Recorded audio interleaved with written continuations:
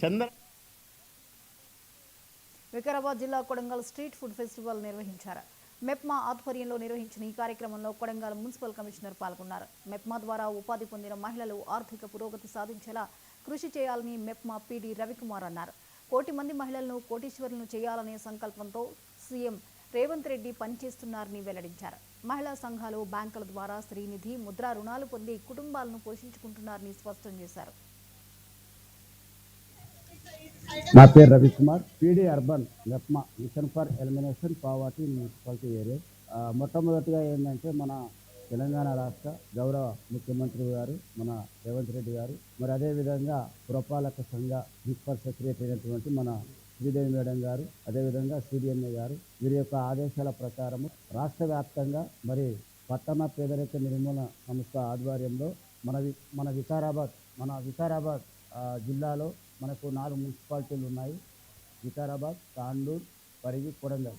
ఈరోజు మనము జూన్ 2 నుండి సెప్టెంబర్ 10వ తారీఖు వరకు మరి మన మున్సిపల్ శాఖ 100 రోజుల ప్రణాళికలో భాగంగా మరి మెప్మాకు కూడా ఒక 6 కార్యక్రమాలు చేయాలని ఆదేశాలు ఇవ్వడం జరిగింది.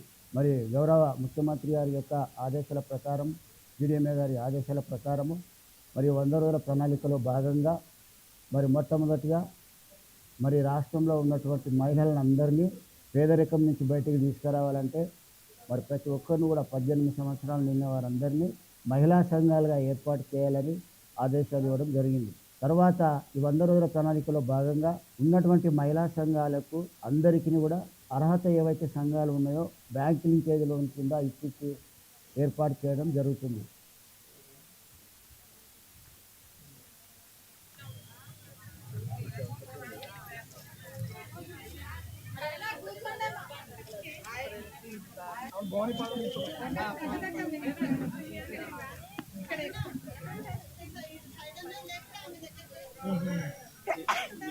అందరికీ నమస్కారం. నా పేరు రాజేశ్వరి.